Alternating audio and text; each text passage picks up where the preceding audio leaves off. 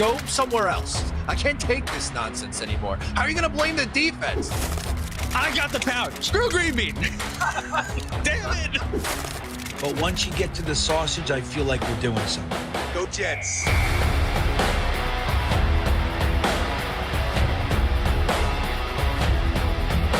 And that's the other part of this, is people are insanely jealous of this show. This show gets the best of the best, and it does a different way, with positivity. He scores! Ow, my head! No, come on. What would you give up to see a Jets Super Bowl? All of my friends and family. Hit those milk thumbs, boys and girls. Freeze run. Hold on to your underwear, ladies, and stand by, bitches. It's now time for Talkin' Jets with your hosts, Matt, Ryan, and Green Bean. Welcome to Talkin' Jets. My name's Ryan, and I'll be your pilot tonight. I am joined alongside my co-pilots. I have Mr. Green Bean to my this way. I got Mr. Matt O'Leary to my that way. Green Bean, how you doing tonight? Dude, I'm in such a good mood that it's barely containable. I can't wait to see where this night takes us, my friends. O'Leary, how about you? How you feeling tonight? Good. I feel like this is the first week we could breathe a little bit. Like it was all anxiety of, oh my God, who are the Jets going to hire? And then last week we kind of reacted to the hire. And for the first time in a little bit, it's been a little bit of slow. We didn't get like a coaching hire. You know, we didn't get an assistant kicking coach or something like that today. So it's been a little quiet this week. I'll take it. Feels kind of nice. We did get a new quarterbacks coach and a few, other positional coaches. We got confirmation of the OC and the DC and all that good stuff. So we could talk about that throughout the course of the night. We do have a poll question. This is stemming from Thomas Dimitrov's comments about how the Jets should move on from Aaron Rodgers. Remember, he was the first interview for GM back in season when we were going through this whole thing. So it's interesting to sort of hear what his input was. So if not Rodgers, who should be the bridge quarterback? We've got four options up there. Tyrod Taylor or Jordan Travis, kind of the two guys that are in-house already. Justin Fields, Hendon Hooker, or Jameis Winston. I guess if you're picking Tyrod Taylor / Jordan Travis, you might be open to the idea of adding any one of the other quarterbacks or a rookie quarterback for that capacity. But bridge quarterback would imply one of those two should be starting in place of a rookie. So I guess let's jump off there just to kind of get things sort of rolling.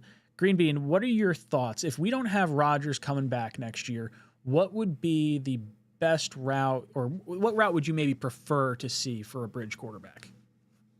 Well, it's interesting because I can go one of two ways. This is just assuming Rodgers is not back, right? So that's off the table. We got to make some choices. There is a big piece of me that would love to just go into next year with Tyrod Taylor and Jordan Travis. Tyrod Taylor, who's known to be, he's an average-ish quarterback. He can win you some games. He's fine. Not going to get you to the Super Bowl most likely. But he's also known for getting injured.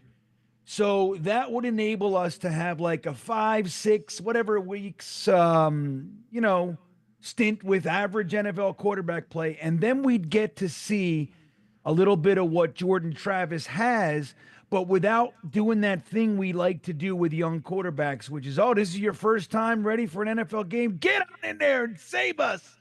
That kind of a thing.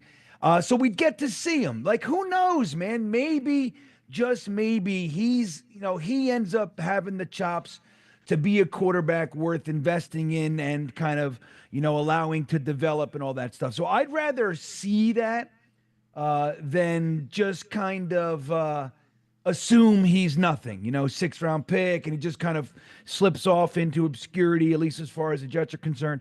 So I'd like that, but there's another piece of me. Again, if Aaron Rodgers isn't here and a guy like Justin Fields is out there, because he's another one with upside, you know what I mean? Like, he's not, he's a tough career. But so I could go either way. I think if I picked, though, I think I would go Tyrod, knowing that Jordan Travis is going to get some playing time. That would excite me a little bit. What about you, Matt? Where do you kind of stand on the bridge quarterback conversation and the assumption that Rodgers is not here? Yeah, I was gonna say my answer is kind of a combination of a couple of these, so I'm cheating a little bit. I think Tyrod would be the most likely person to start because he's a veteran, he has starting experience in this league. Jordan Travis, I think, would be here, but I would also like to add an additional veteran to the quarterback room. That way, you have an insurance policy. Because let's play the game for a second. Tyrod Taylor, as Green being listed out, has gotten hurt, a decent amount over his career. Unfortunately for his case, they've been like really freak injuries. Like he had a punctured lung that was the fault of a doctor before a game, and it's like a weird shit happens to Tyrod. But Jordan Travis also is coming off or still in the midst of recovering from an injury from almost 2 years ago now. So we have no idea what he's going to be either. So I think you add another veteran like a Jameis Winston, maybe. I personally think that the Jets are going to end up being priced out on Justin Fields. I think he ends up getting like $10+ million a year. So I think the Jets are in like that $5 million tier for an additional quarterback on this roster if Aaron Rodgers isn't coming back, which is still up for debate right now. And I would roll that way because I don't particularly love this quarterback class. Like, I don't know if you guys have seen post Senior Bowl, the talks of Jackson Dart going 7 overall to the Jets. That scares the shit out of me after we were just talking about him as maybe like, it's a little different taking a flyer on him on the 3rd round versus taking him 7th overall. It's a pretty big difference in the span of a week here. And I just don't particularly love this quarterback class. So you might need that stopgap option for 2025. And whether it's a mix of Tyrod and another veteran and potentially Jordan Travis, you might just have to eat it and do that. Yeah, I'm going to split the difference and kind of land somewhere between you guys because I do agree with Matt in the sense, well, I think I agree with Green Bean too, because I don't think Green Bean probably thinks Fields is going to get a crazy ton of money. But I think Fields is the option I'd like to go with along with Tyrod and Travis because I think it's very clear Tyrod's not the future of the team. And Jordan Travis, I would hate to be in a situation where it's like just those two.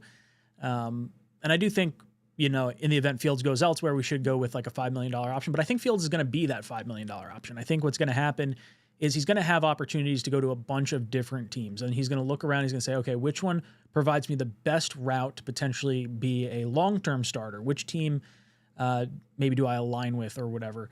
And I think there's a situation where he got to go against Aaron Glenn's defense for multiple years while in Chicago. So Glenn might have some inside knowledge on the stress that his type of play style puts on a defense and maybe how to utilize him a little differently. The mobility factor from Hendon Hooker when they drafted him, I think there might be some parallels to Fields. I think Hooker's probably a better quarterback from like the very brief amount of football that we've seen from him. But I like that Fields is so young. He's younger than Hooker right now. He gives you that upside of like being a 1st-round caliber quarterback and having, some degree of success in this league already. You probably have to build an offense specifically tailored to him, but I like the boom or bust aspect of it because I do like the 2026 class of quarterbacks more than I like this class. If you want to take a swing on a mid-round guy, someone that would provide you like I don't like the player comparison, but situationally I like it to Jimmy Clausen, where it doesn't impede you from going a quarterback the following year in a draft. Now, granted, they had Cam Newton sitting at the number 1 overall pick, so it's a little different in that respect, but I'd like to take a swing on a quarterback if you're going to go a route that gives you a potential future while also not impeding you from going quarterback in 2026 if you need to. So you can kind of build this roster as best as you can, go best player available through the whole damn draft. I think that's honestly the best way to go. And look, hopefully Jordan Travis can be a dude. I am 100% pulling for the guy. I think from a mindset perspective, a guy that was on top of the world at FSU, like poised to be potentially a 2nd-round pick when he was coming out, to have it all taken away and fall down to the 5th round. And I think there's a humbling experience there. Him sitting behind Rodgers for a year is also kind of intriguing. But again, we just don't know what he is. So I think we're all sort of in agreement. The guys we have on the roster, plus a relatively low-cost option to provide competition and maybe a little bit of upside here. Bean, you want to add anything to what Matt and I just said? Well, if we do decide to go with Tyrod Taylor and Jordan Travis, you guys bring up good points. Like the one about they're kind of both injured, right? We don't know if Jordan Travis will be healthy even by then. But we could just, instead of going the vet route, if those guys are here, maybe we just develop the Martinez package and we see what, so we got two young guys. Okay, Tony Alexio. There he is. Maybe we just ride it out with the three quarterbacks that are here and see how it goes, man. I don't know. It's like, I like the upside of Justin Fields. I think it's like, you do I think if he's getting offers for even a 2-year deal with some guarantees, he's probably going to take it. But I'd love to see like a 1-year deal that's inexpensive and just let it ride. Like if he ends up being great, you got your quarterback. If he sucks, then it's no harm, no foul. And it's kind of a bridge year anyway. But anywho, Tyrod Taylor, Jordan Travis, Martinez package. There you go.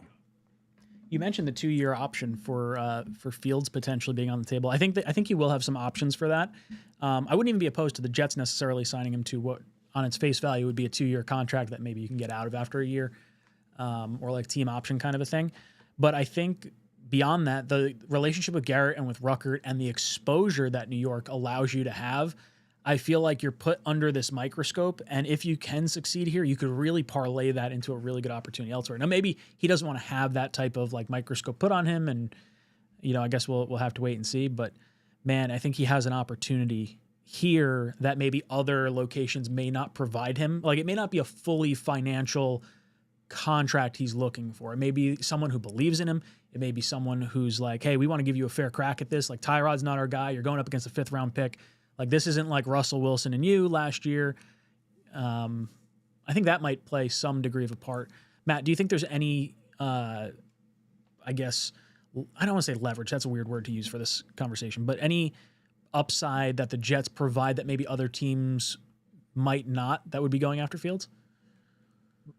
Not really, because I was going to throw, I think the Giants have a better shot to land Justin Fields than the Jets do, because and maybe if we get a decision on Rodgers, like let's say Rodgers retires in this scenario, maybe that takes it out of the equation.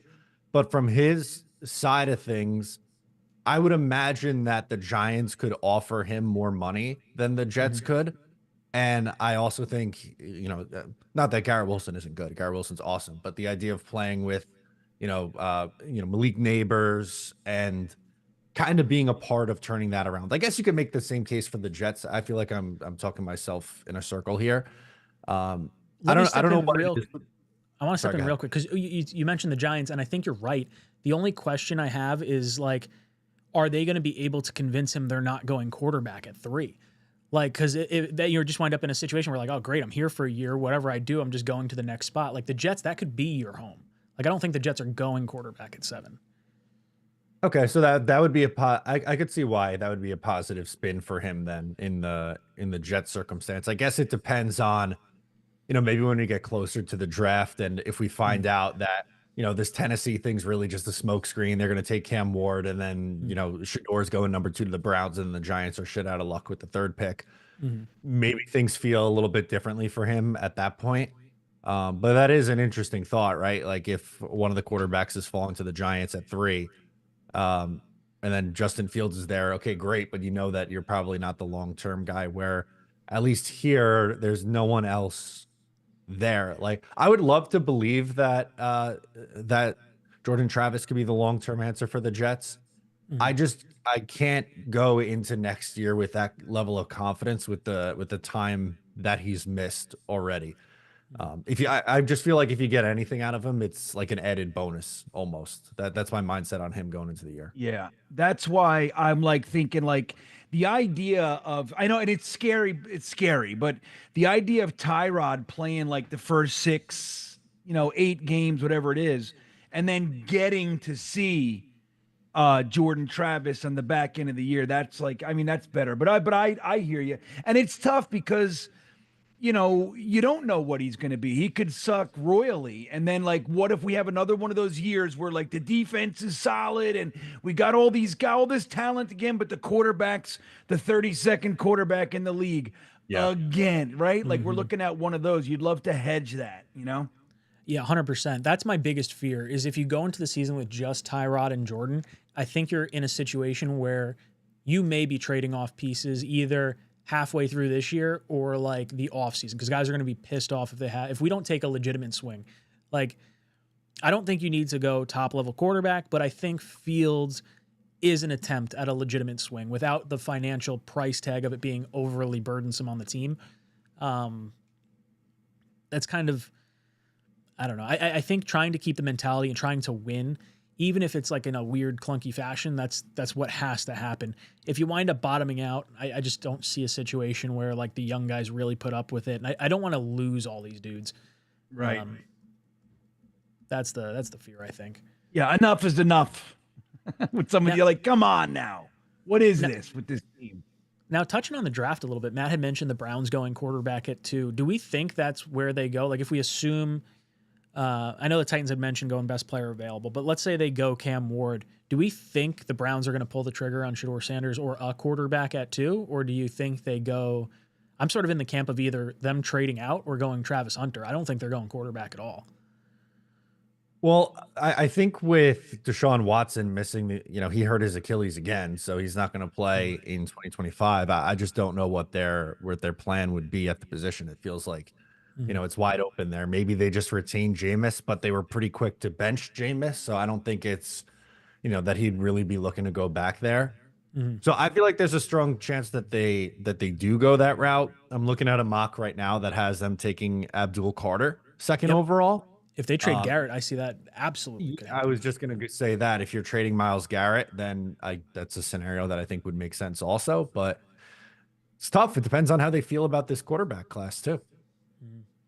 Bean, what do you think the Browns should do at number 2? Like the Myles Garrett trade, I think, is a huge factor in there because you're probably looking at if they keep Garrett, then it's going to be either a trade out or Travis Hunter. If they move off of them, it's probably, I would think, a trade out or Abdul Carter. Like, I don't know if they necessarily go with Hunter if they trade Garrett.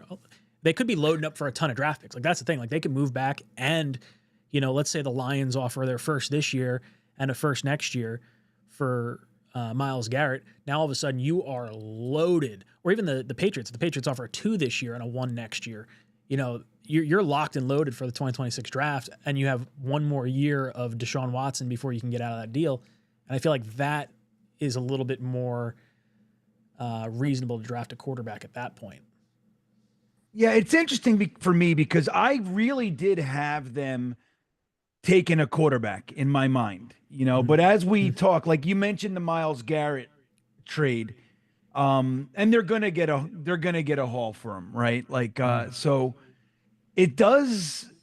I don't know. The Abdul Carter thing makes sense. I think Hunter is one of those guys too, like adding him to your team. It's like, because don't forget, he can play offense as well. Not that he would be going Iron Man or anything like that, but to be able to bring a guy like that in to kind of benefit the offense as well, I think is one of those things where one of those scenarios. Especially if they trade Myles Garrett, they have numerous firsts. Taking I think pretty much consensus best player in the draft makes a lot of sense. And then being able to know that you're going to have an additional first or even 2 firsts or whatever. You have a lot of mobility. You have a lot of versatility with what you can do. I think using that top pick to grab like I said, the best player in the draft makes a lot of sense as well. But I wouldn't be blown away if they so you think Cam Ward's going to go first? That's like when you say Sanders. I don't know.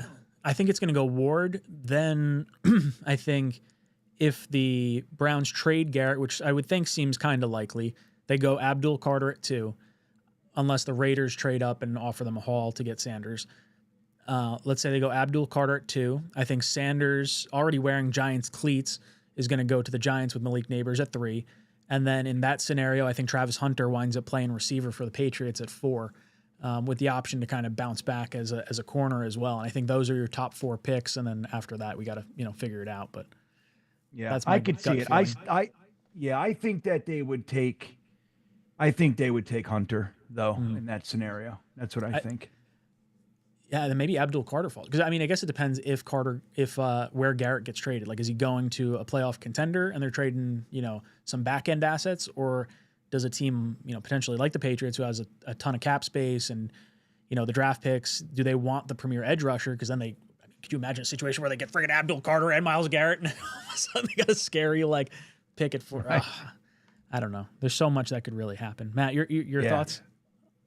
Yeah, the top of the draft is going to be really interesting, and the Jets with where they sit at 7, and I'm gonna spoiler alert on tomorrow's Just Jets. The opening monologue is kind of talking about some draft narratives that I think need to go away. And for the Jets in particular, I obviously the higher you pick, the better, clearly. But I kind of like the spot that the Jets are in, because I think there's you can make the case for a lot of different positions. I personally don't feel, maybe you guys feel differently, but I don't think going into this first round, it's they absolutely must come away with this. Yeah. Agreed. You know what I mean?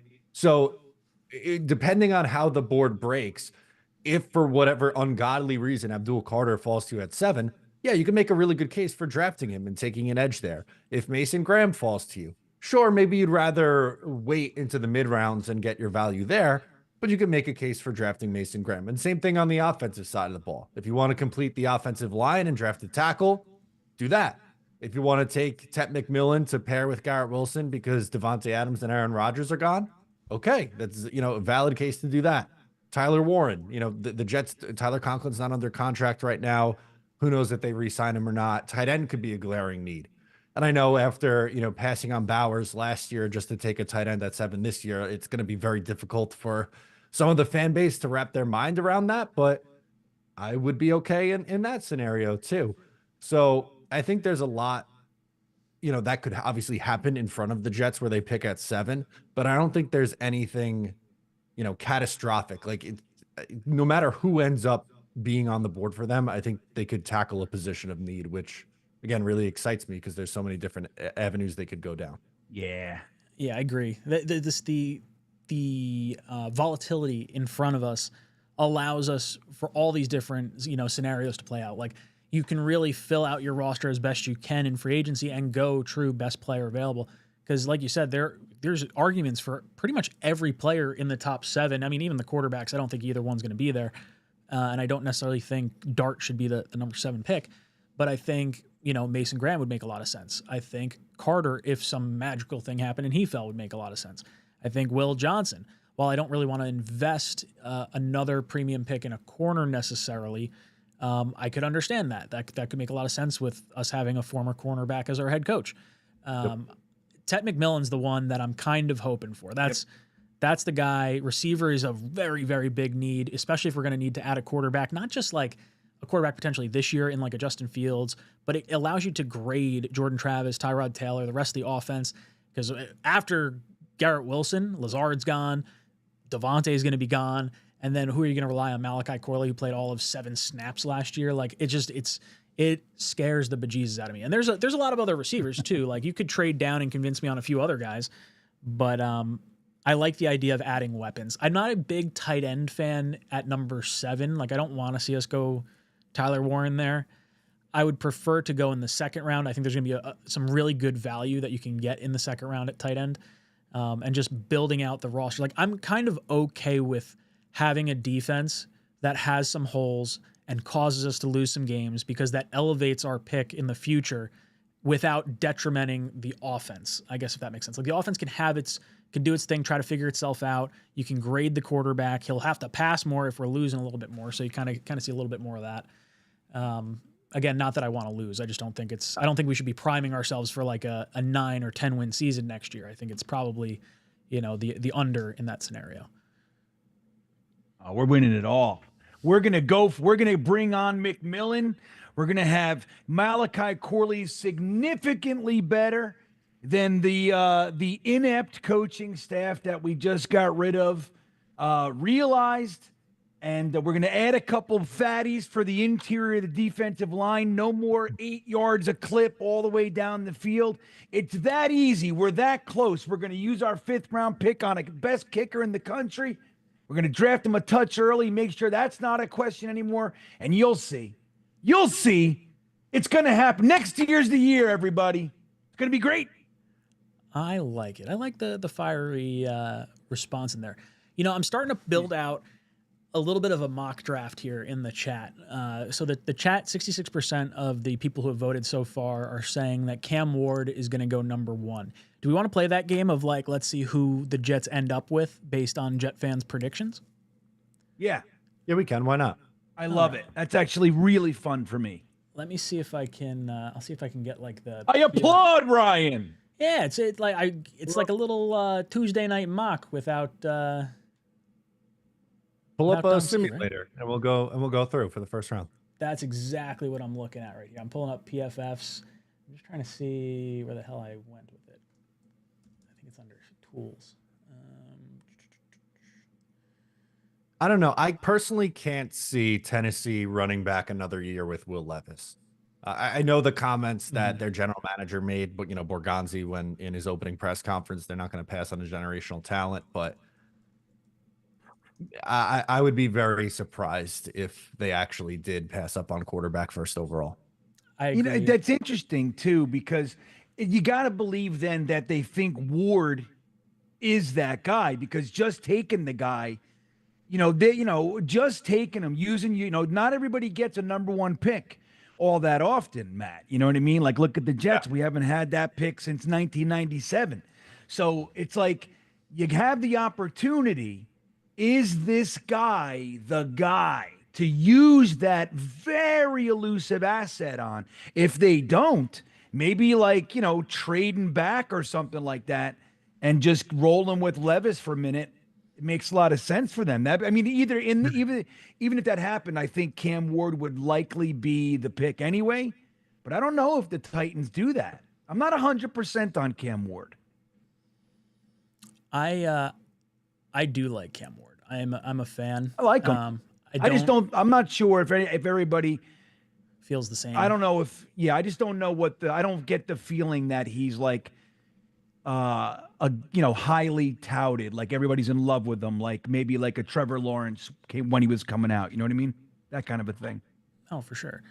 All right. So I think let's see if I've got this set up right. Can you guys see that? See it nice and clear there? Yes. All right. So let's see. I think I can just hit start. I did all of them. So we're saying that Cam Ward is going to be. Am I just missing Cam Ward? Is he not at the top here? Cam Ward. All right. So we're going to say the Titans take Cam Ward right now. And we'll kind of talk our way through this. So now we'll go with. I guess we'll say without trades, like Browns pick, and we'll say Hunter. We'll go Sanders, Carter.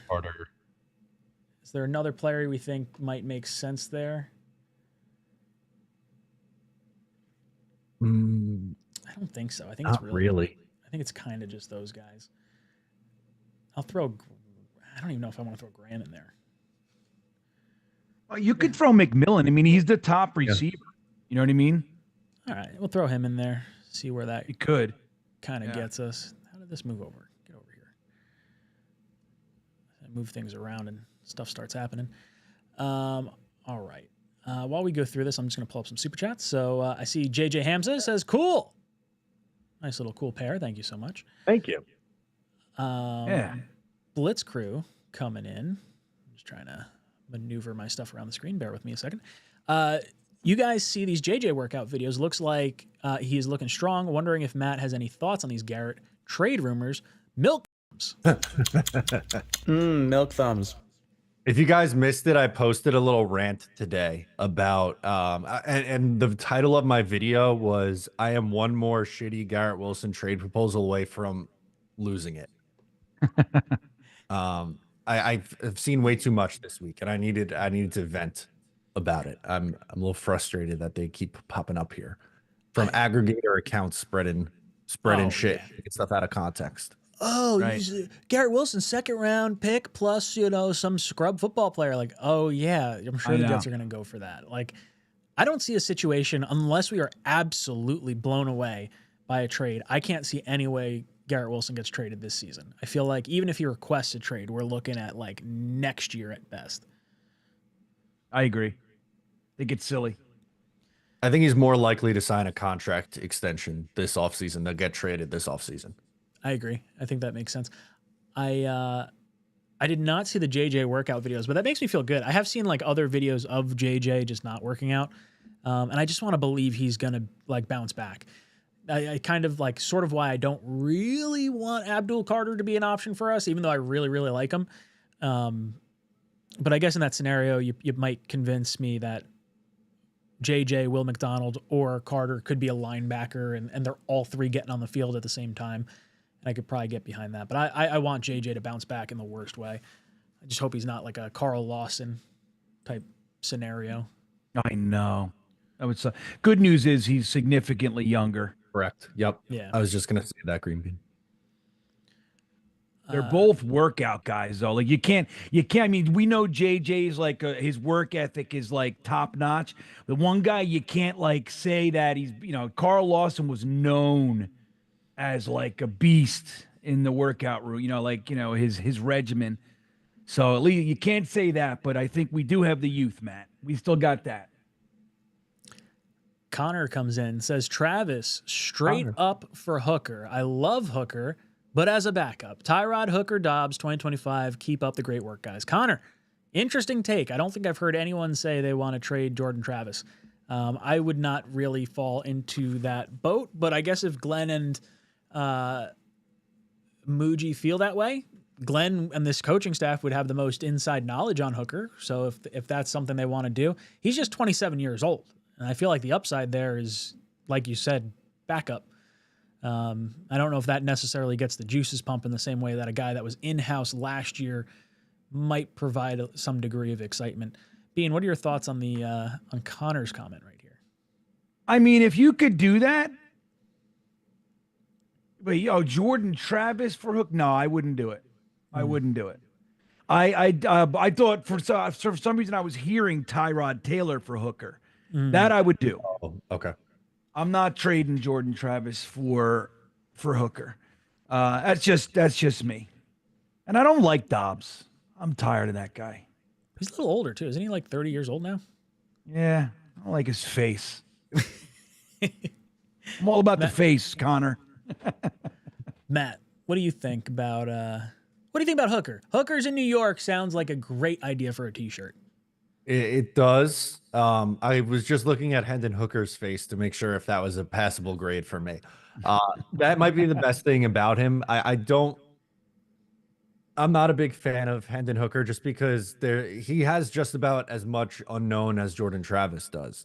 And yeah, he was drafted in the 3rd round, but he had a big injury in college and he hasn't played all that much in the NFL, just a handful of preseason games.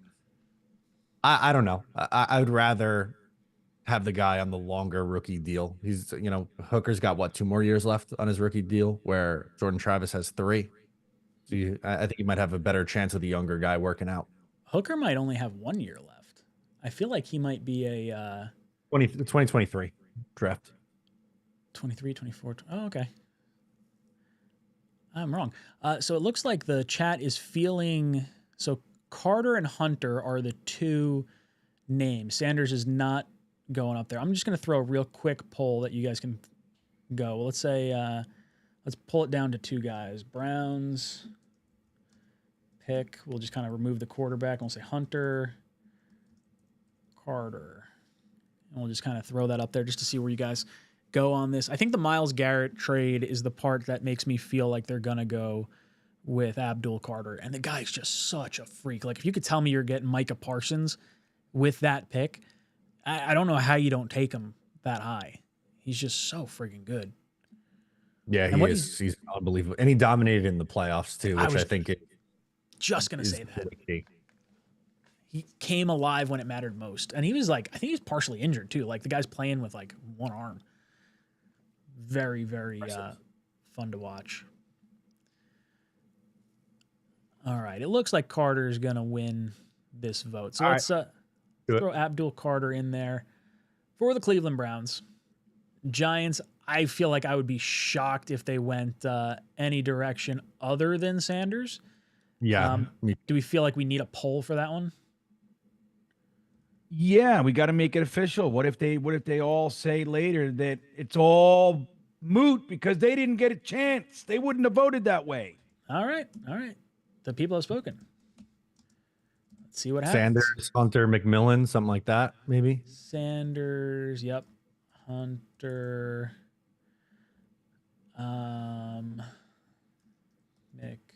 McMillan. I think after taking Neighbors, I don't know if McMillan would be the guy. Maybe, are they still looking for a tackle on the right-hand side, or did they figure that out? They got the guy from Oakland, I think, right? Illuminor? Jermaine Illuminor, baby. But he could play guard, too, so I don't think it takes tackle completely off the board. I don't think Will Johnson would be in this conversation because I feel like they'd just go Travis Hunter at that point. I'm going to throw Graham in here just as another name. Sure. To have. With Dable and Shane in this like seemingly final year of their contracts, like last leg sort of situation, drafting a quarterback just feels like it makes all the sense in the world because it at least gives you that like, oh, well, he's just a rookie. You know, we might get that extra year of life beyond that. You know, maybe you catch lightning in a bottle type scenario. Never know.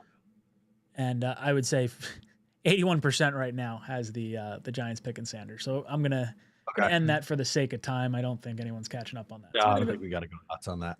That's pretty good. TJ Sanders ranked higher than Shador. Interesting.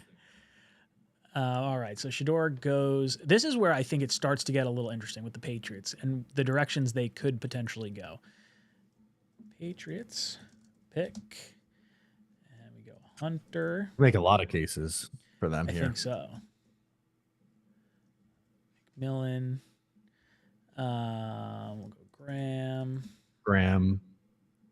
And then I don't know, offensive lineman maybe? Maybe Campbell? That's what I was kind of thinking. We'll go Campbell. I feel like this is like the floor for Travis Hunter. If the Jaguars wind up with Travis Hunter after like seemingly like winning themselves out of the Hunter sweepstakes, kind of funny.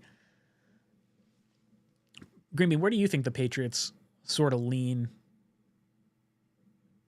Young quarterback drafted last year. Yep, they got their quarterback. The fact that Hunter's still there at pick 4. I mean, who are their cornerbacks? Are they locked in? Gonzalez is a stud. So they got one good one. I don't know who's opposite him right now. I don't know. I think Hunter. I mean, again, I just don't think he's making it here. But I could definitely see them going with Tet. Like that's one of my fears is that the Patriots grab him. So do I. That I'm hoping Hunter is attractive enough as a receiver and enticing enough as a corner that they want the generational player, and I hope they go that route because I could totally see McMillan coming off the board here. This is really the first team. Them and the Raiders are the two I sort of worry about with that pick. Agree. Hunter pops in, or Hunter. Peter jumps in with the super chat, says, would love McMillan or Carter at 7, but if offered a trade back with whom / how far and what's the best compensation to make it worth it? You have to entice me probably with like a 2026 first round pick or an additional second round pick this year, plus maybe a conditional pick next year or something like that. And it depends how far back we're going. Because at 7, I feel like we're still going to get what I would deem as a blue chipper. If you have to fall back to like 15, maybe you wind up with Tyler Warren and you're feeling good about it. I don't know if a second round pick this year is what I want. I think I would forego a pick this year to get the first for next year. Matt, is there how far down you'd want to fall or some type of compensation you want to look for in the event to trade out of 7? Yeah, not too far down the board. I think about somewhere in the 12 to 16 range is about as far as I would like to go. I would take the second round pick this year to move back. I think they need something. Like, I wouldn't want to just completely not have a first round pick and have, a second and then 2 firsts next year. I think they need, to get somebody in here from a talent perspective that's a first round player. But I don't think you want to go too far down. I don't want to get it confused. I did not mean get rid of our first for their second and a first next year. I very much want to keep a top 15 pick in this draft. When you said forego a first round pick, I thought you were saying like pass up a first rounder this year to get a first round next year.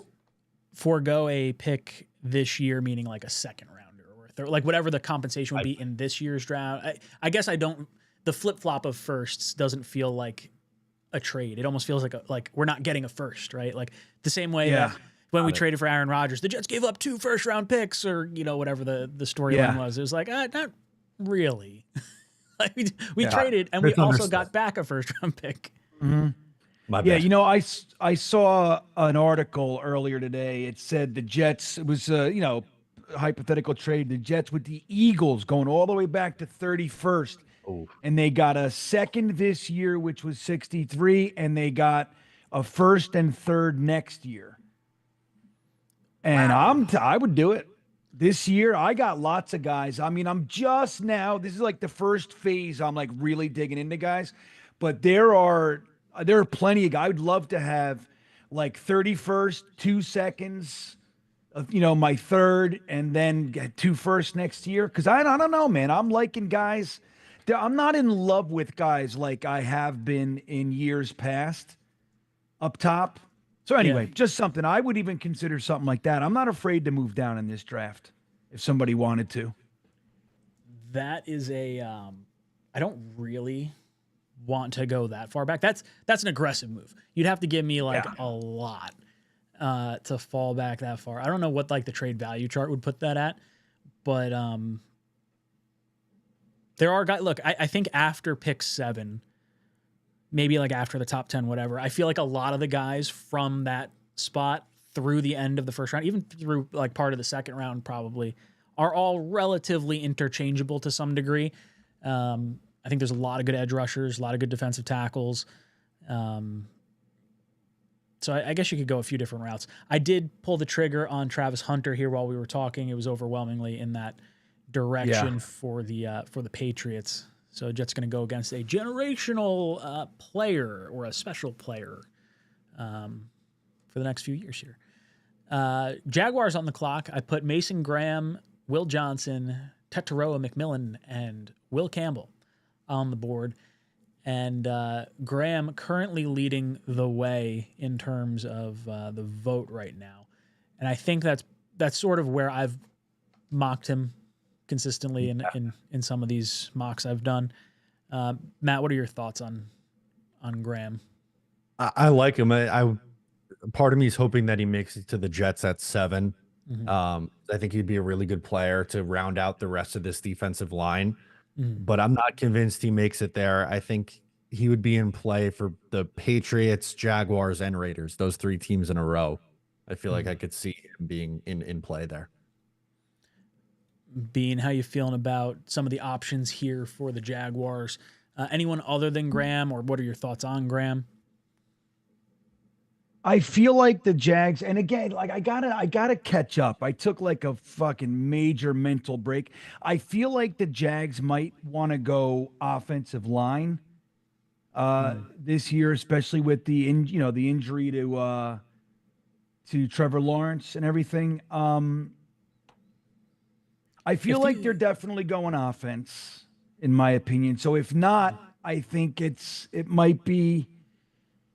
I don't know. I think they're going to go offensive line. That's what I was thinking for the Jags. They will. I'm pretty sure I was talking to Dom yesterday. We were talking a little bit about. I think we were talking about Campbell. It was either last week or maybe a few weeks ago at this point.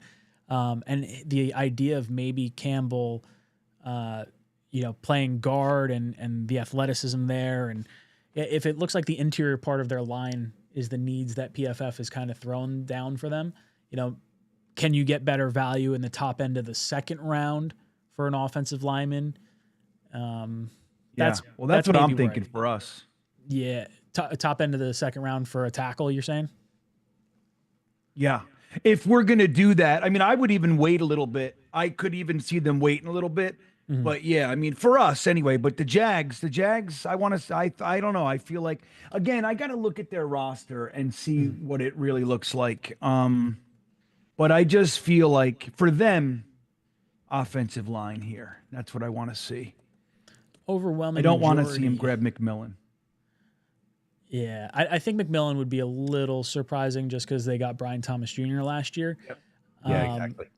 Mason Graham was the one that won that poll question. So now the Raiders are on the clock. No, this is where I'm a little concerned because I feel like this could wind us up with like Will Johnson or Malachi Starks, and like McMillan's kind of the guy that I would like to go with. Yeah. I would really think that, well, I would put McMillan as one of the choices, but if this was me doing the mock, I could definitely see them going corner. I've penciled them in for corner kind of consistently right now, and I mean maybe they throw the bag at someone like DJ Reed and that eliminates that need or something. If we put McMillan and Johnson down, are there any other guy? Maybe Starks. I don't know what their safeties look like. They say wide receiver, running. I guess we could say Ginty too, right?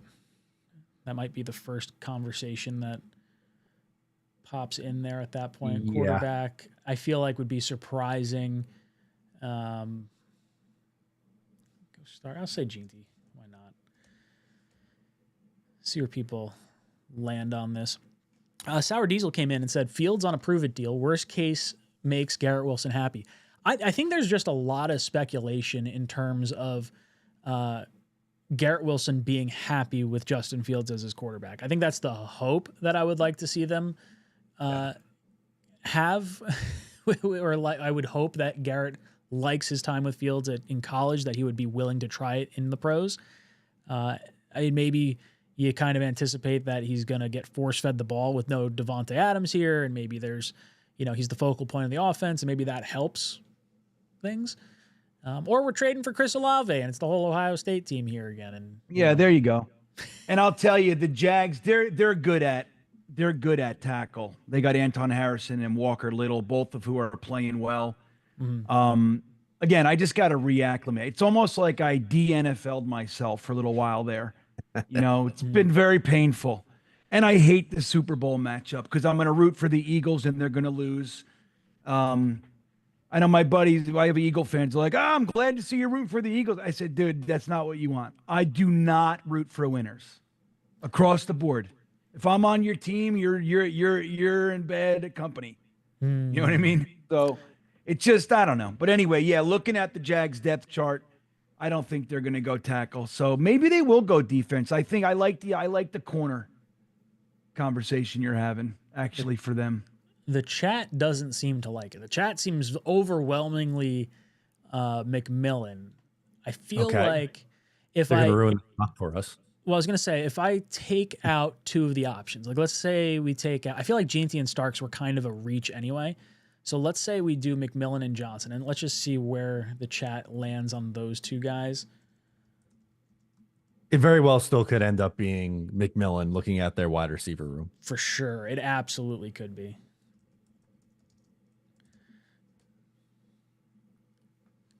I think that's a possibility. And it's a new GM too, right? Yeah, it's God, who did they get? Who was their the guy from not Greenberg from the Bucks, the other guy. Oh, that's right. They didn't get Muji. No, they did not get Muji. And he was the hottest name on the circuit this year, I heard.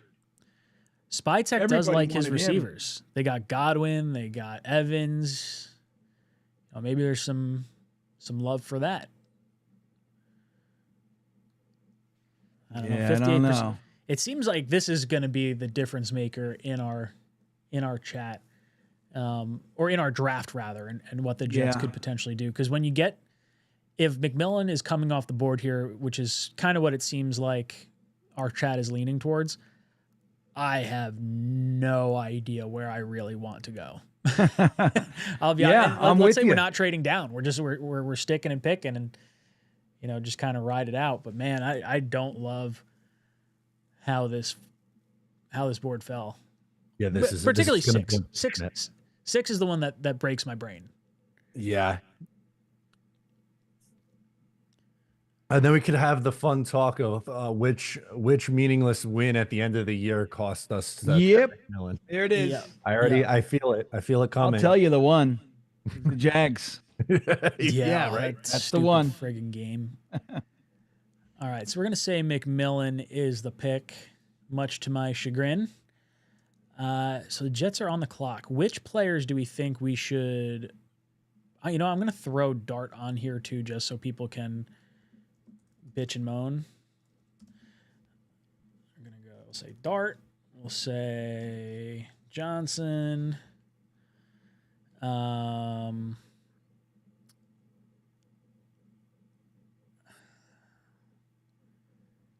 Is there any other receiver?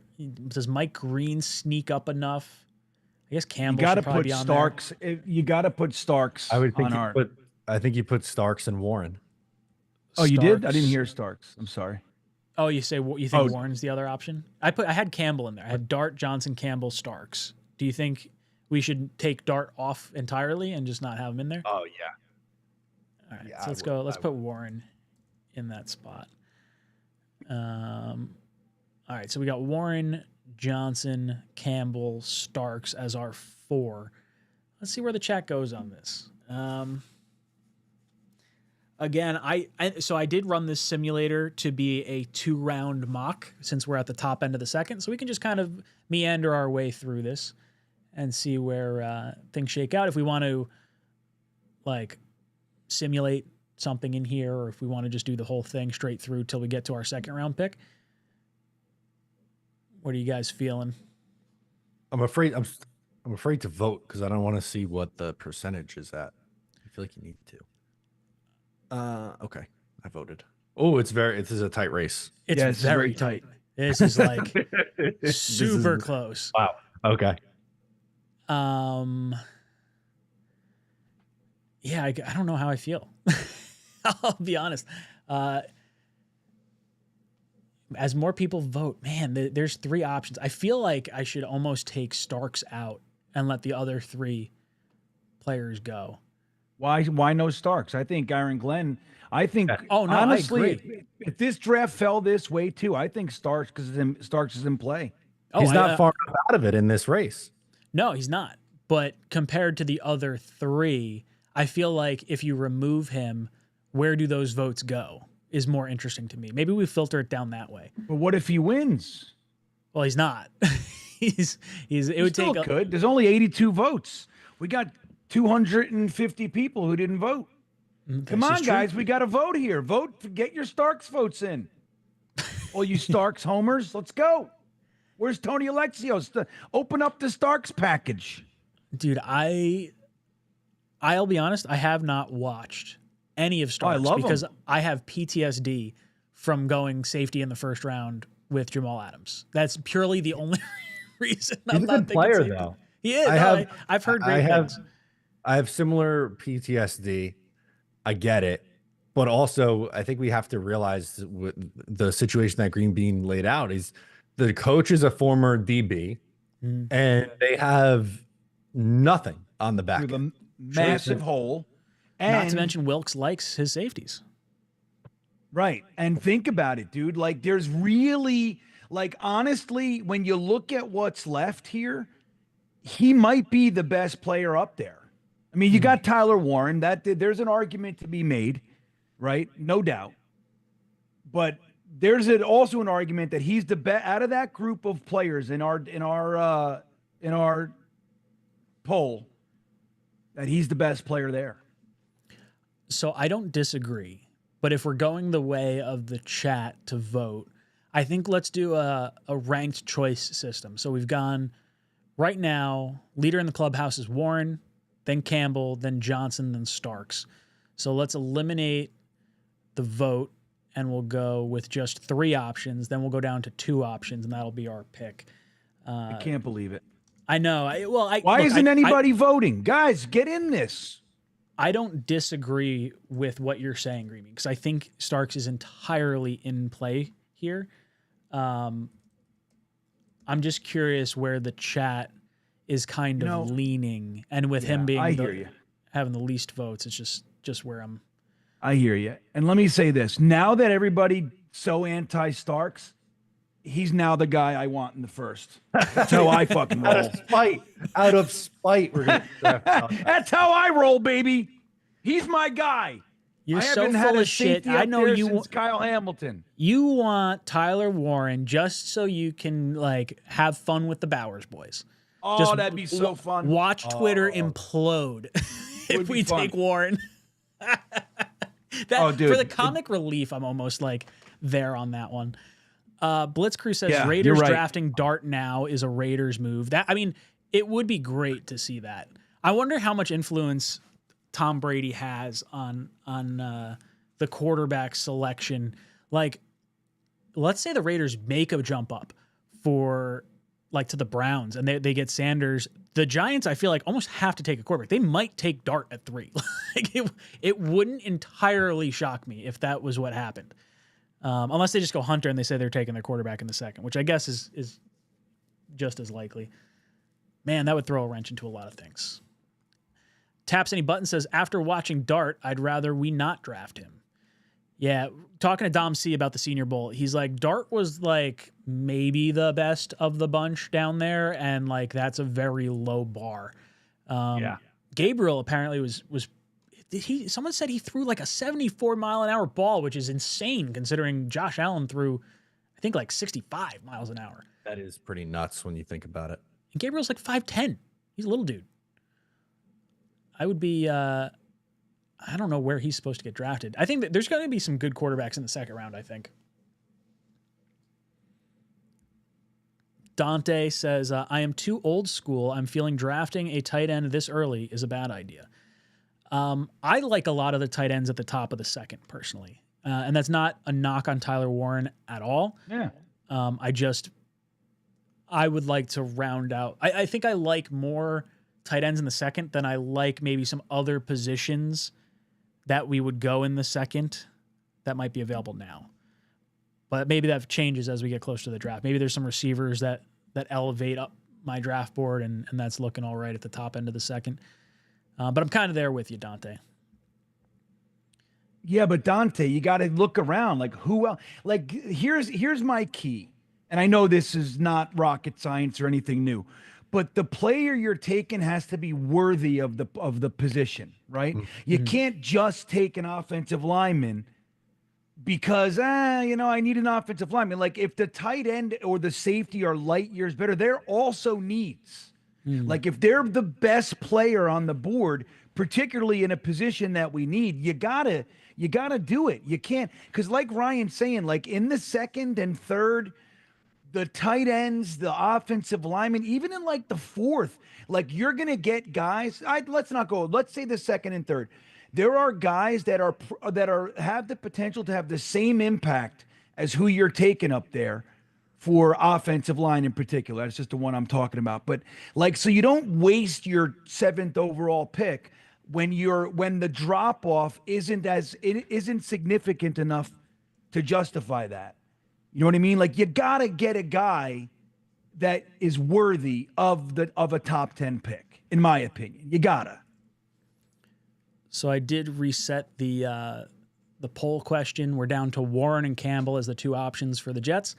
Will Johnson was like a few percentage points behind both those guys. Warren and Campbell were tied at, I think it was like 36%. Man, this is gonna be tight. It's going to be...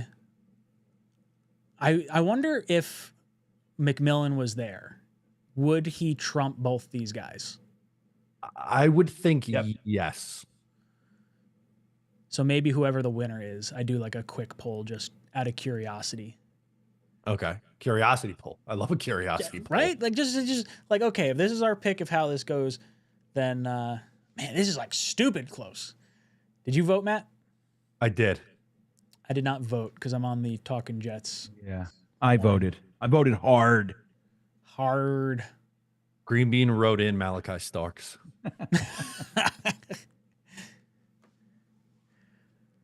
I love the idea of finishing the offensive line and having that, like, a youngish offensive line. We got a second-year guy. He's in his fifth year. Sorry, what is that? Sorry. So he's got 3 years, Campbell does. Why doesn't it stop ringing? Can you guys hear that? No. You couldn't hear the phone ringing?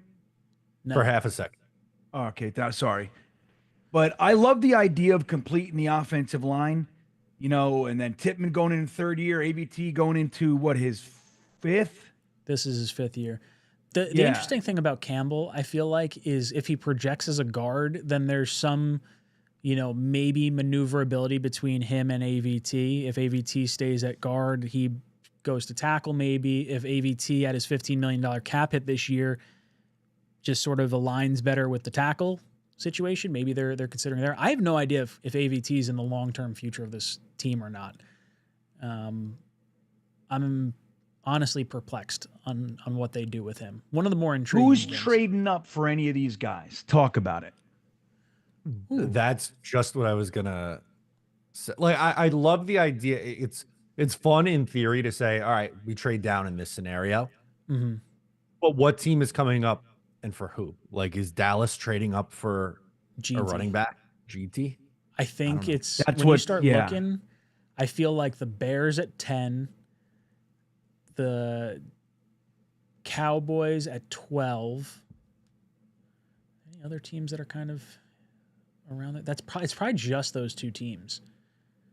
If one of those guys were willing to give us, is there a player that's in like the final year of their deal that could become like a package? I feel like the Bears might make some sense because of the knowledge that Glenn might have of that team in particular. I just don't know who's available that would potentially be an option. And I feel like the Bears could wait and go Campbell if we don't go Campbell. Man. I do like Mike Green. Big fan of Mike Green. I don't know it's really good at the Senior Bowl. Yeah. It's funny, that trade I mentioned with the Eagles going back down to 31, they had us taking Mike Green at pick 31. Wow. He makes it that far? No shot. I don't think he gets past 15. I think he's going to wind up somewhere with like, I feel like the Panthers are like where it kind of starts with him. Panthers, Saints, Falcons, Colts. Salah's Dallas. back in San Francisco. You got to throw them in the mix. He's got to have 9,000. There's going to be I think he's definitely going prior to 15.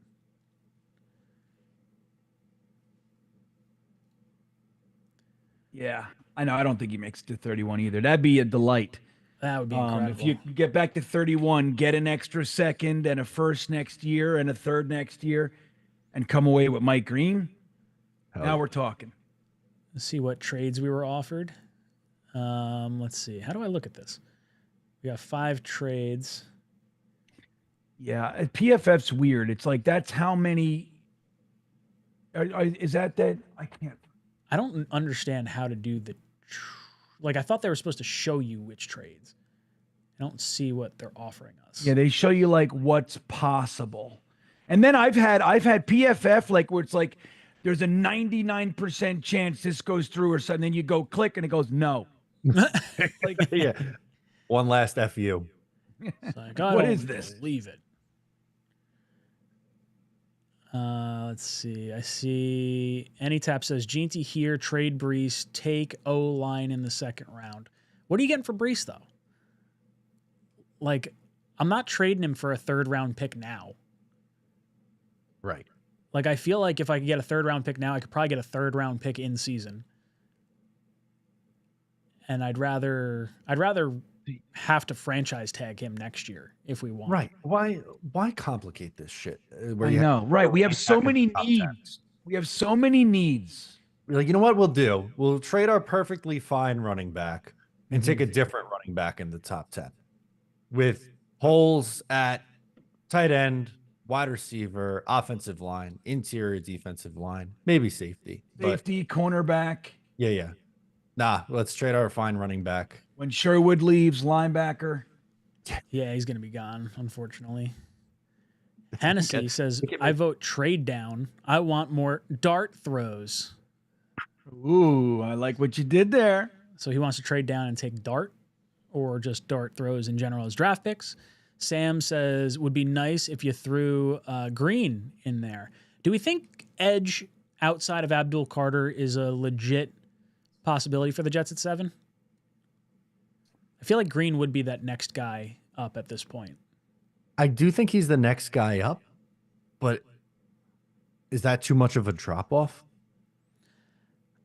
I don't know. I don't really love PFF's power rankings, honestly. Although I guess it's hard to argue power rankings versus where I think guys, should go. Right. Yeah, I mean, like Draft Tech has Mike Green as the 16th overall player. Yeah.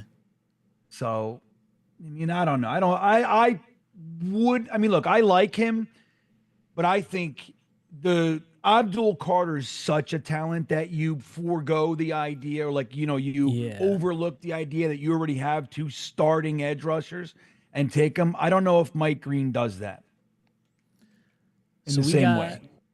Let's see if we get one more. Actually, one more vote's not going to change. We got like 100 votes in here. 54% say Tyler Warren should be the pick. That is close. That is about as close as you could ask for. Dante says Dart looks like Zachy Boy 2.0. Same high school, too. All right, so this is the just for shits and giggles question. Warren versus McMillan. McMillan? Yeah, I'm just curious. Man, I really hope he makes it to us. I don't mean to like put my thumb on the scale for that one, but it's definitely that's the player I would prefer. Warren just it's coming down. It's coming down, but I was gonna say it's pretty skewed off the top. Mm-hmm. Heavy McMillan. It just feels like not going Bowers last year and taking Warren even higher. For some reason, just like hurts me. Who cares? You have your left tackle now. Yeah, but that's the thing. You can't forget that nothing against Olu. You can't forget that. You can't forget that you got what looks to be a very good left tackle. Yeah, you can't forget that, and that's important because there's not really as many tackles in this draft. Fair. That's the whole point. It's like last year was a particularly strong tackle draft, and we got, was it the third one? The third one taken. Latham and Alt were taken. Was there any more before? I don't think so. I think that was it. So we got the third. Well, how many? There was like 6. There was there was Talise Funga. There was the other guy. Alt, Latham. No, I can't remember. Hold on. Olu. Who am I missing here? Let me see here. There was like 5 or 6 guys. I mean, even like Tyler Guyton got some hype for a bit. Not that high, but he went Dallas, so that was probably early 20s. Yes, you had Fuaga was Fatanu. 14. Then you had Marius Mims. Oh, I forgot about Mims. That's 18. Right. Fatanu at 20. Jordan Morgan made it into the first at 25. And then Tyler Guyton at 29. So what is that? 1, 2, come on. 1, 2, 3, 4, 5, 6, 7, 8 offensive tackles were taken in the first round last year. We got the third one off the board. Like, it makes sense, guys. You know what I mean? So, like, that doesn't, I get it. And like you said, Ryan, before, I would have so much fun with the Bowers boys this year if we took Warren, but it doesn't make it so taking Warren now is ridiculous. You know what I mean? And we had a year we wanted to see what Ruckert was. You know what I mean? The whole thing, the whole thing. We still had Conklin. Like, I don't think last year, if you look around, I don't think he has the same year, Bowers, with us. No, I just agree. don't see it. I think Rodgers doesn't really utilize the tight end, and I think that probably played some degree of influence into what we were thinking of. I think they were thinking, if we keep Rodgers upright, this team should win a lot of games. We need a tackle anyway, and that's sort of their thought process with it all. Frustrating as it may be.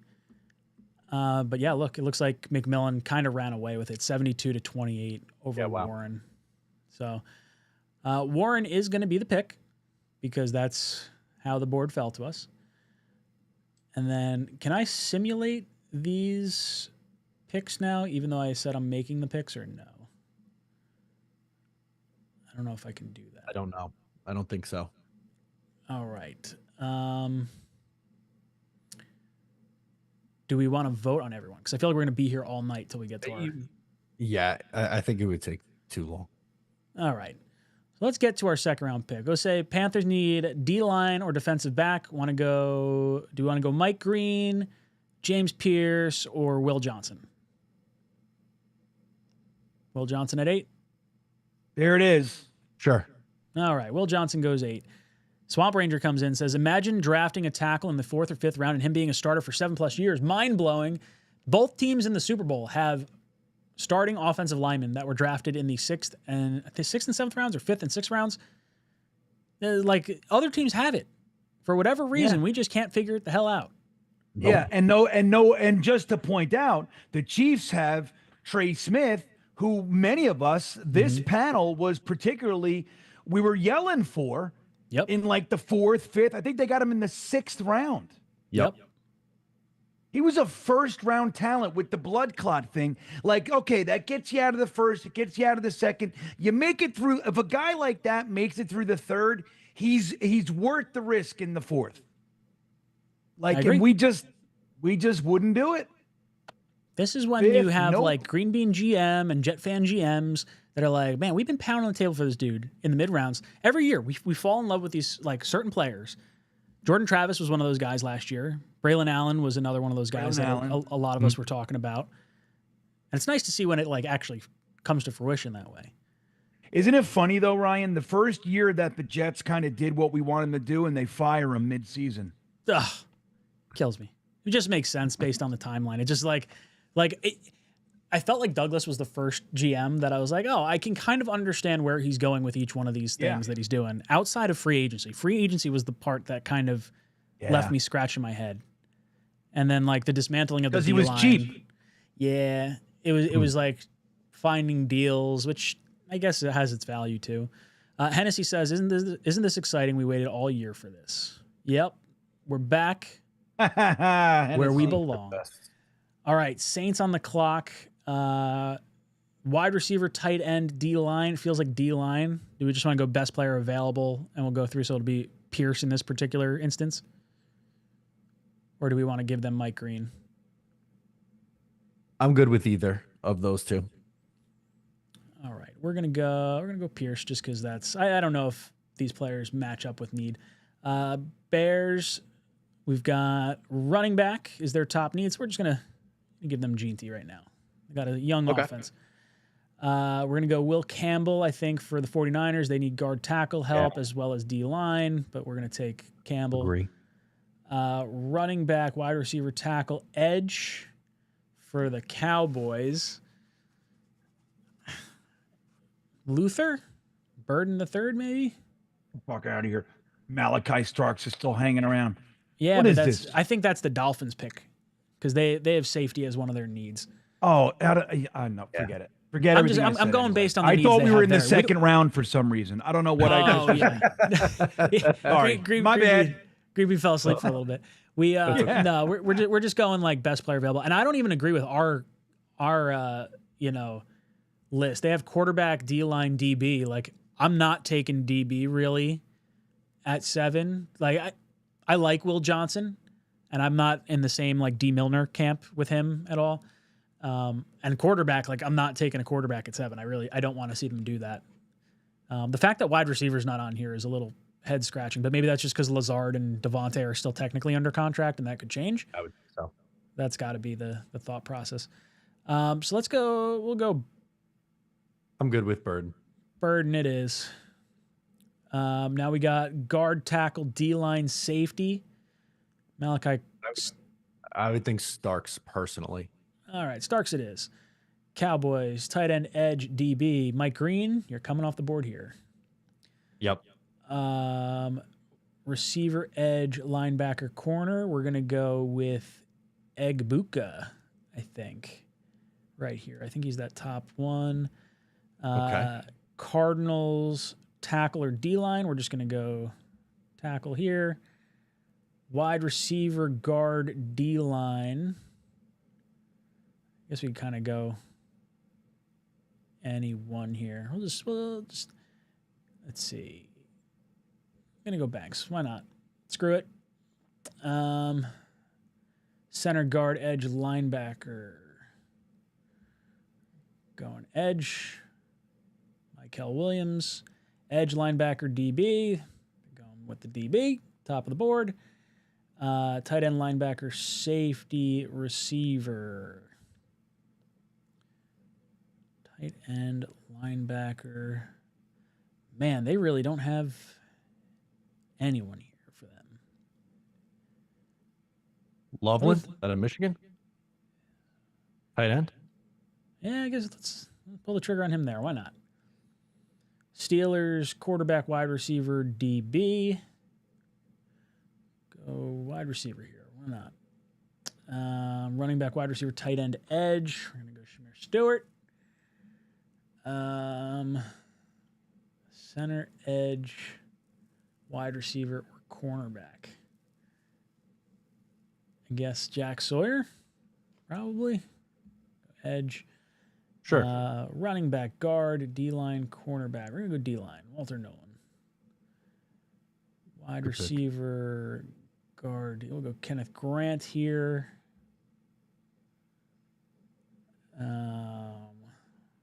Rams on the clock. We'll go tackle. Ravens need receiver, tackle, edge, corner. Give him Gray Zabel. Although, is he supposed to be a guard at the next level? Is that kind of where guys have projected him? Oh, I don't know. Not sure. We'll go Zabel. He's listed as tackle. We'll go there just to have him.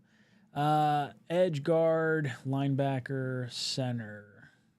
Edge. Wide receiver. Tackle, edge, corner. Go. Tackle, Connery Jr. Connerly. I like him. Yeah, it's a good move. Bills on the clock. Receiver, D-line, linebacker, corner. We'll give him D-line. We'll give them Williams. He's the top guy on the board. Tyleek and what's his face? Oh my God, the guy that they took in the first round with Quinnen that year, Ed Oliver. Oh yeah. Nasty. Yeah, it's a nice little duo there. Eagles on the board. Receiver, guard, edge, corner. We'll give them the corner right here. Barron. Chiefs tackle, D-line, linebacker. We'll give them the linebacker. And now Browns passed on a quarterback in the first round. I feel like this is where the start of quarterbacks could happen between the Browns and the Titans and the Raiders. Those are the three. Okay. Feel like that could happen. Browns, to me, I think Milrose in play. I feel like Rip it. Going against Lamar Jackson, I feel like they might want to burn a second-round pick on a high upside guy for 2 years, and if he's not the dude, then I feel like you could move off of him. Let me tell you, if he's sitting, let me ask you, I mean, if he's there for the jet set in our second, what do you think of that? I wouldn't hate it. I know a lot of people don't like Milroe, but I feel like he just has such an explosive like trait and like the ability to just be a game breaker at any moment. Like anytime he has the hand on the ball, it could be a touchdown. And I don't feel that way about a lot of other players. It's almost like the same thought process of the Jets going with like Jahmyr Gibbs, but the hand size scares me. He's what, like just under 9-inch hands. Kenny Pickett's got 8.5-inch hands, and it's horrible. I don't know. It would be an interesting swing, but I wouldn't be like banking a whole heck of a lot of him as a quarterback. No, that's not stopping you from taking 1 in 26. No, but that's sort of where but then you're just burning a second to burn a second. I feel like that's sort of my confusion. Valid. Hampton would be the top running back on the board. That's also a need for the Browns. I guess let's pull guys off the board that the Jets may not go after, just so we have a little bit more conversation in here. We'll go Trey Amos for the Giants. That would have been my pick as well. We could use corner or edge here. I guess we'll just go corner. This is our O-line thought, but there's not even an O-line in the top part of this. Well, let's go. Didn't we give him an O-line? No, we didn't give him an O-line. No, we didn't. Let's go Booker. Booker's the top guy left on the board for them. Raiders, I do feel like quarterback for them makes a ton of sense here. Receiver, Io Manor? Manor? Okay. It's quarterback, running back, wide receiver, corner. So, oh no, they just went wide receiver in the first round. Okay, so not wide receiver. Yeah, so it's got to be quarterback, running back, corner, which really is not a great board for them. We go Scattleboo? Yeah, yes. I like him a lot. Scattaboo. Get a fun playoff game. Yeah. All right.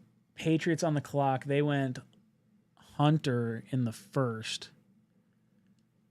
So if we think he plays receiver, man, running back, wide receiver, tackle, guard. This is like not breaking well for some of these teams at the top. I mean, I guess we could say Hunter plays corner and they go receiver here. Yeah, I would say probably receiver. I kind of don't want Jack Besh to go to them. Like, I want him for the Jets. That's exactly what my thinking is. Like, if we don't get the receiver in the first, that's who I'm kind of hoping for in the second. So selfishly, I'm going to not go him. Bears on the clock. Running back, center, guard, edge. They're going to take the top edge on the board. Getting close. Saints, receiver, tight end. What did you do last time for the Saints? D-line. What did I do last time for the Saints? Saints were... Oh, yeah, that's right. They did edge last time. Okay. So, but does that remove them from that need? Or does it keep it there? No, it keeps it there. No. Maybe this is where a tight end comes off the board. Yeah. Let's pull tight end. Let's see who we got available here. It's probably going to be, Gunnar Helm, Elijah Arroyo. Fannon's fallen, I feel like, a bit on this. I thought he was a little bit higher initially. All right, we'll go Gunnar Helm. Why not? We took the running back for the Bears, and then we took the edge right after. So their guard center is kind of their need right now. Is Donovan Jackson still there? Interior offensive line? I guess not. I guess not. He must have gone. This is what this mock has for them on Tankathon. Unless maybe, did he go back to something? Wait, what was the name? Donovan Jackson. Jackson. Where's my fucking... Why are you not typing? Tell me I need to, like, turn off my keyboard and turn it back. Maybe he's listed as a tackle. Donovan Jackson, tackle. All right, cool. There you we'll go. Go with that. Why not? Jets are on the clock, baby. Okay. Dude, Campbell is still there from Alabama, the linebacker. Are you fucking kidding? This is also me not really knowing what other teams should be doing or shouldn't be doing. Is totally right. Yeah, it's fair. Crap fair shoot. enough. Like he very well may be gone. So let's do. We'll say Jack Besh. So we took a tight end. Is that what we did? Yeah. So I feel like Jack Besh should be on here. I think we should probably have Would Xavier TJ Watt. Sanders be? I feel like Xavier Watt's a good one. TJ Sanders, I think, should also probably be here. Yeah, I think D tackle should squarely be in the conversation. So wait, who do you have now? So we got receiver, safety, D tackle, and then You got to put Campbell up there.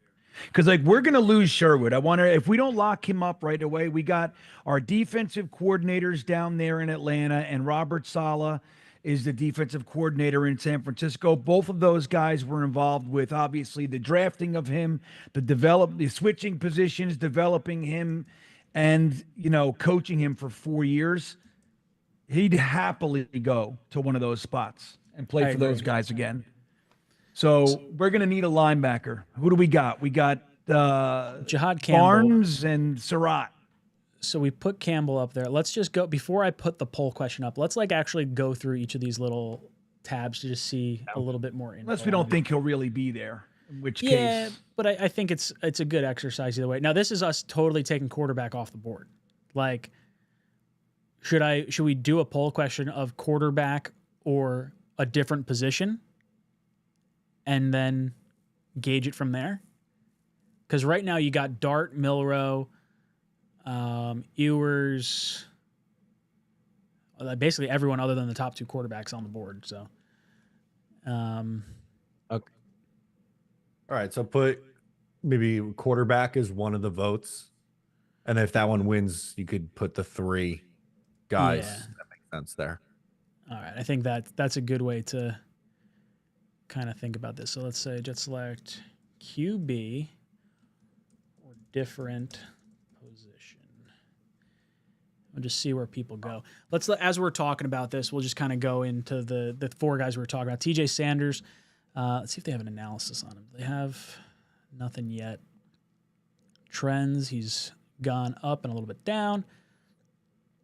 Most drafted by the Bears, 21%. Stats, we got a guy, mainly a B-gapper for this year, almost 400 snaps, basically 400 snaps. Yeah, what's his weight?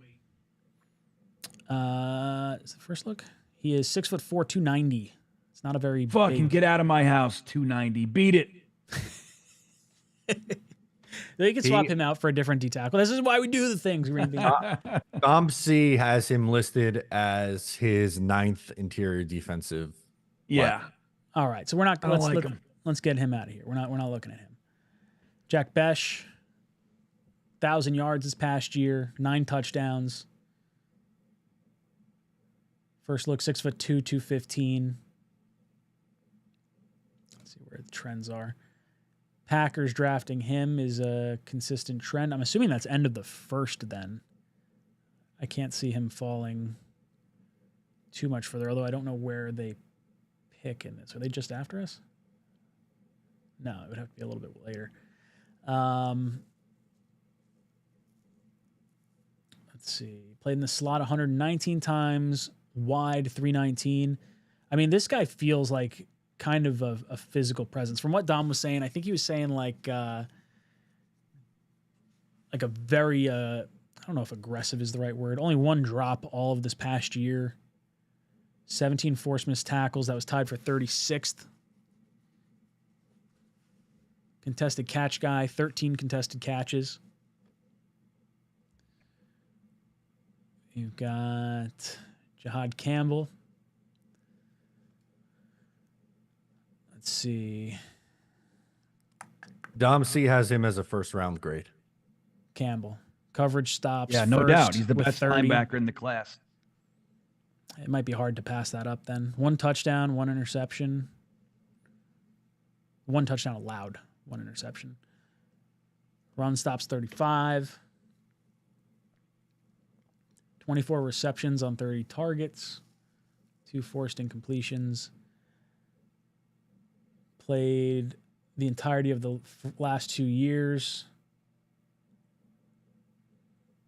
Yeah, I mean, I think if he's on the board, it's hard. If he's on the board with your 2nd-round pick, he's hard to pass. Unless you don't need linebackers. Yeah, linebacker feels like it's definitely going to be a need for us. Xavier Watts, safety from Notre Dame. Pretty high up I would also there. think he would be in play. Yeah, I think so too. He's played a lot of games the last few years. 13, 16. 970 defensive snaps this year compared to 708 last year. Granted, he had 3 more games under his belt. A lot of run defense snaps. So he's not afraid to come down into the box. Missed tackle rate, 12.6% isn't great. His forced incompletion rate is pretty high. But he's got a good run defense grade. Almost an 80. Coverage is almost a 90. 6 interceptions, no touchdowns allowed. 17 receptions on 32 targets. I wouldn't hate that pick either. Hey guys, just check the chat. The our personal chat real quick. Let's see.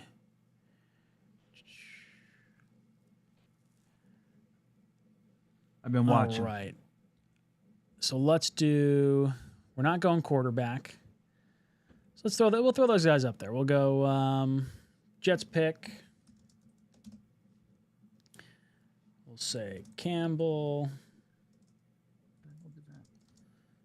Linebacker. We'll go Besh. Wide receiver. Go Watts. Safety.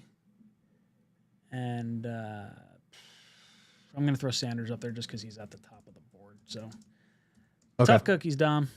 All right, let's vote on it. Let's see where we get with our second round pick. Blitzker says, don't need linebackers. We have Quincy. Dime all the time. So he's saying run 2 linebackers. I don't hate it, and I do feel like that might be what we kind of have to go out of, like, necessity. Find one in free agency on the cheap. Yeah. Maybe. I don't really want to invest a crazy ton. I'm hoping Barnes can be someone. I think Surratt's also a free agent too, right? Yeah, it's so funny, man. It's like how like over the past number of years, like a good, like ferocious middle linebacker has kind of been diminished. Like we don't even think of it as like we're like, I don't really want to use it.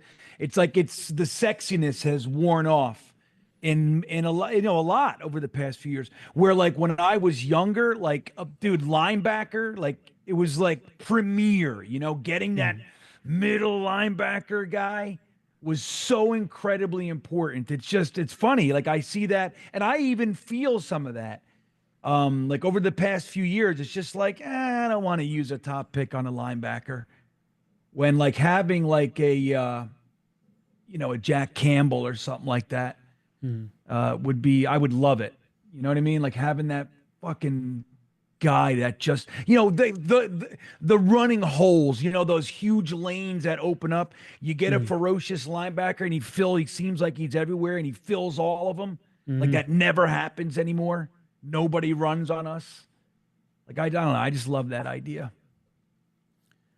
It seems like he's going to be the winner of this based on the amount of votes. We don't have a whole lot of votes on this, though. So, guys, if you're in the chat, vote on which, even if you don't know the players necessarily, vote on the position. This is not the draft I sort of envisioned going into here. I'm really I kind of put all my money down on McMillan being the pick at 7. Yeah. I feel like tight end throws me for a loop in these mocks. But it's funny too, like when we do these drafts, obviously we're early in the mock draft season, even though, people are starting to pick up on everything. But like, it's really interesting to see how the draft progresses, as different players are like one team can, take a reach, if you will. It changes everything that you were planning, which is why you got to look at so many different guys and have like contingencies, and you can't go into the draft with like that hopes for that one. We got to get our guy, like Saleh texted Joe Douglas last year. No matter what, we got to get Corley. Trade up into the second to get him. Are you going to use him? I don't know. No, probably not. Probably not. I mean, he doesn't point his toes in the way we like toes pointed. Oh, God. All right, so let's end this here. We're going to go Campbell in the second. And I'll be honest, not loving our selections off the start. Why? The Jets got 2 immediate starters. It's true. You're not wrong. I just think the chat's wrong. Not the chat. Well, yeah, no, I do think the chat. Because I hope the Raiders don't go McMillan. That's kind of where I'm going here. Oh, maybe Devontae Adams is coming back in this scenario with Aaron Rodgers. I would like to. I think if Devontae doesn't come back to the Jets, I feel like he might go to the Packers again. Like I could see her reuniting up there with Love. In a weird scenario where like Rodgers ends up like with the Titans for a year, I could see him go there. Dude, he's going to go to the Raiders, man. You think Tom Brady would love to bring. It'd be they steal our lunch money. Oh yeah, we'll trade you a third for Devontae Adams, and you get him back next year. Yep, it's a fucking joke. That's exactly what's going to happen for the Jets. Yep, that's what'll happen, and then they'll go out there and light it up, dude. It'll be like Christmas. Pete Carroll, Aaron Rodgers, Devontae Adams. Can you see it? I don't want it. Tom Brady leading the charge. I see it. I know how this Jets fandom thing goes. Just get me McMillan in the first. Or any of the other guys. Anyone, like literally anyone that went before us is kind of where I'm leaning. I would take Carter, Graham, McMillan. I guess I don't particularly want either of them. I guess I would like Ward. I don't really want Sanders. I don't think Sanders wants us either. Nah, dude, it'd be the worst. There'd be a little bit of, tumult. It wouldn't be going swimmingly, and we'd have fucking Deion Sanders big mouth. We'd have Sanders holding protests, or not wanting to play for this guy or arguing with the OC. It'd be a shit show here. And we'll go anywhere else, it'll be better. If we had Sanders here, it would be terrible. Terrible. Just implode. Imagine the Deion tweets. Oh my God, we'd be reading them all the time. Tweet. Yeah, it'd be like Sunday during the game, just sitting on the sidelines, flying in from Colorado every week. That's how it would go. Yeah. He'd be such a big mouth. He'd be talking about our ineptitude and our offensive coordinator doesn't know what the hell he's doing. You know what I mean? All that stuff would be coming out. Yeah. Now, how would you feel if the Jets go dart? If the Jets go dart at 7, God, that's such a scary pick. I really don't want to go quarterback at 7. You know what? We'll positive spin. It'll be a great reaction on the draft stream. Oh yeah, that'd be a blast. You'd have people ranting and raving the rest of the draft if we go dart at 7. You'd either have people like, "This is it, we're throwing a dart, we're getting our quarterback," and God, and then you hear, then it's gonna be rookie GM, rookie head coach, rookie OC, rookie quarterback. Like, let's just wash, rinse, repeat.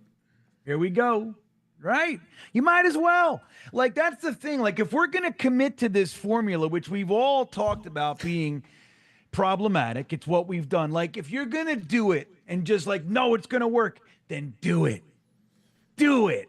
You got the rookie GM. You got the rookie head coach. You got the rookie OC. You know what I mean? You got a quarterback coach that everybody could no idea what the hell he's going to. He's a running back. He's been a quarterback coach for a couple of years to a quarterback that was a vet, didn't need his coaching, and give him a rookie quarterback. Why not? Why not? Fucking commit to the gig, dude. Just do it. Get a rookie quarterback. Get somebody super raw that shouldn't even be a first-round pick. Jackson Dart, bring him on in. Oh, yeah. Let's do it. Top 10 quarterback. Right, Matt? Just commit. Might as well. Rookie OC. Did you say that one too? Yeah. You did. Okay. So you hit all the greatest hits. You know how to do it. Right. Dante says, if the Jets draft Dart at 7, please take me out of my misery. I would be so nervous that this guy's going to wind up like Zach Wilson 2.0 or like... Oh, no doubt. and like all the hype. Like I don't. It's weird. I say I don't want to deal with the hype of like an early round quarterback, but then in the same breath, I'm saying I would like to trade up for a quarterback in 2026. But like at least I'd feel more confident in like the players that could be available then. And the roster should be in better spot that time too. There'd be no excuse of, oh well, they don't have the offensive line or you don't have the this or that. Like, you're a little bit more established at that point. Yeah. I think as we go throughout this process, maybe we'll do like who are our top, I don't know if we want to do top 10 players or top players for the Jets to draft. Like in the first round, we can just have it like cycle with each of our thoughts on that. Or we could do quarterback rankings if we have certain, rankings of quarterbacks. Because there's guys I like, let's say, I don't know if the third round is when I'd want to take a swing on one. I think the first 3 picks, I'd like to feel like they could be starters. McMillan, I think, would be a starter. Warren would be a starter. Obviously, you go linebacker, that could be a starter. But like that third round, it's going to be, remember, we're picking 42 in the second round, and then we're not picking again until the end of the third. So there's like over a round. It's like a round and a half, basically, from when the Jets make their second pick to their third pick. That's a lot of time. Yeah. It's going to be a big fall off. Well, don't they have 2 5ths and 2 6ths? So maybe they could look to move around a little bit. That's what I'm hoping. I want to move up from our third round pick to get a more impact player. Ozzie Trapillo, the tackle from Boston College, is kind of the guy I'd like to see the Jets end up with. He had a nice little Senior Bowl, mountain of a man. And it's I don't know if I love him yet. I know I was watching him because of you, but I didn't do a deep dive or anything. But I first impression wasn't love. Not third round worthy. Third, fourth, yeah. But like you said, I'm a big fan of the first 3 rounds. Having real potential to start. And the way that the way that you can get, elongate that and get your 5ths and 6ths to start too is you have you take premium positions in the first 2 and even potentially 3 rounds, right? So you go wide receiver, obviously if you needed a quarterback or something. But then in the 4th round, you start really looking at your interior offensive line. You start looking at your interior defensive line, and then with your 4th, 5th, 6th, if you really go hard there with just because you don't need especially defensive line, you're looking for guys that are going to be able to clog the running lanes. That's what you're looking for. We have a penetrator in Quinnen Williams, right? He needs. And then we have pass rush on the outside, Will McDonald and hopefully Jermaine Johnson. And then you need that guy that's going to eat a lot of space.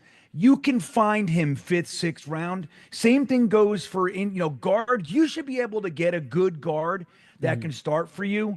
And if not immediately, pretty soon in the 4th, 5th round, you should be able to do that. Every year we pick guys in the 3rd to 6th round. Every fucking year they're on our boards and they go to these other teams and they're doing fine. Green Bay, the Chiefs, the Ravens, the Niners, wherever they go, and we see them have great careers, but we can only get guys in the 1st round. Anybody we pick outside of that, Tittman was a 2nd.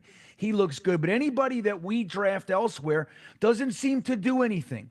You got to be able to hit on those guys in those rounds. And that's how you do it. If you're going wide receiver, left tackle's a little bit different. You can obviously, justify premium picks, but you get your cornerback, you get your, in my opinion, you get your linebackers, you get guys that are going to be directly impacting the plays in the first 1, 2, 3 rounds. And then 4th, 5th, you start looking for your defensive line. You can get good safeties, especially if you're going strong safety. Strong safeties tend to linger.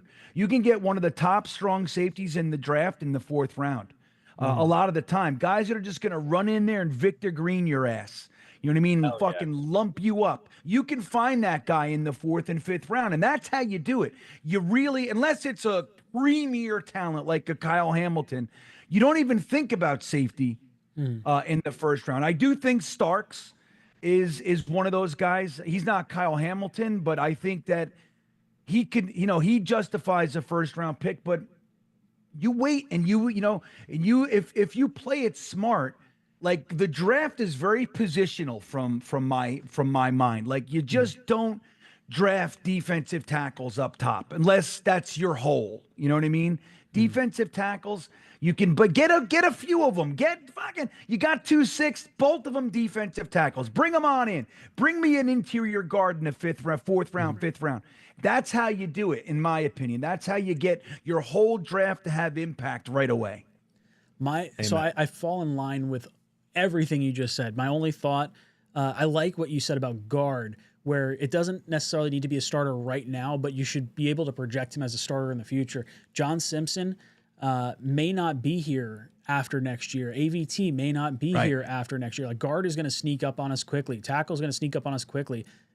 I would like to get offensive line in those middle rounds. That third round pick is right where I start considering it, because it's the end of the third. That pick, the fourth round, fifth round, sixth round, you should probably have at least 2 offensive linemen come from there.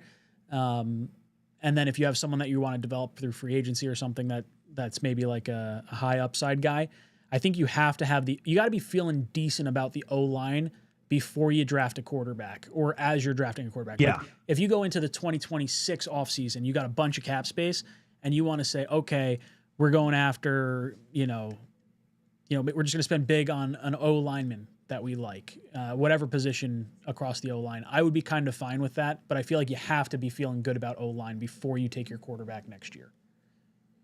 Yeah. I mean, and look, we've done the exact opposite. Like we draft a quarterback, we have nothing here for him, nothing. And we watch him run around and get killed. Poor Sammy, as much as I was in favor of moving on from him or benching him when we ended up trading him, dude, the kid, he had no wide receivers to speak of. We had, what was his name? He was decent from Seattle. What was his name again? He was in the Sheldon Richardson trade. We had him for a few years. The Curse. Oh, Curse, right. Yeah. Well, he had Terrell Pryor, right, who was a converted quarterback to wide receiver. He was actually Sam's favorite target. And the 2 games in a row, they had 3 touchdowns. They were just getting grooving. And we cut Terrell Pryor unceremoniously mid-season without even we never gave a reason why. Never. Just cut him. Goodbye. Like, so Sam had nothing. The offensive line was atrocious because McCagnon used 2 draft picks in 5 fucking years on a position that has 5 players on a unit. He saw fit to bring 2 draft picks in 5 drafts for a unit that needs 5 players, and he never went higher than the 3rd. Can you imagine? This is and we're drafting Sam Darnold, and then we bring in Zach Wilson, and we got nobody here. Like, I'm with you, Ryan. Have the line built. Give your rookie a damn chance to settle in, Dante's asking us, what are your plans for the draft? Well, we're definitely doing our live stream for the draft. We got to finalize everything, officially, but all 3 days of the draft, if you guys want to hang out with us, we'll be live for all 3 days of it. We get a little slap happy on day 3, but man, is it a good time. We got to go do a compilation of all our reactions from the last few years for all the different picks. I don't know if we've ever actually did that. We had a few select ones. No. Yeah, we've got that enough. Would be good. We got to go all the way back to Becton. Yeah. With Gangrene David was with us. We did. GGD. Alan comes in and says, what up, boys? First time I've been able to catch the show live in months. Glenn up, boys. Finally time to focus on the draft. Love it. Yeah, free agency draft. I think draft is probably where a lot of our heads at. I don't think we're going to spend a crazy ton in free agency. I think a lot of it's going to be trying to retain some of our own or bringing in guys that can help facilitate the new defense and offense with, some Lions guys, maybe some Denver guys, I think is probably where we're going to be looking at. But Alan, good to have you back in here, boy. Blitz Crew, tired of the Jets thinking they are smarter than every other team and we are finding diamonds no one knows about in the 4th or 5th rounds. Yeah, but we want to believe we're finding diamonds in the rough. Hopefully, like Michael Clemens and Zaire Barnes, who no one had in their top 300. Yeah. Essentially, those guys. Yeah. I would like to think we hit on more of like the Michael Carter and 𝐒𝐿𝐾𝐞 and like that sort of guys. I want to get more of them. Contributors. Everything's a dart throw at that point. I don't know.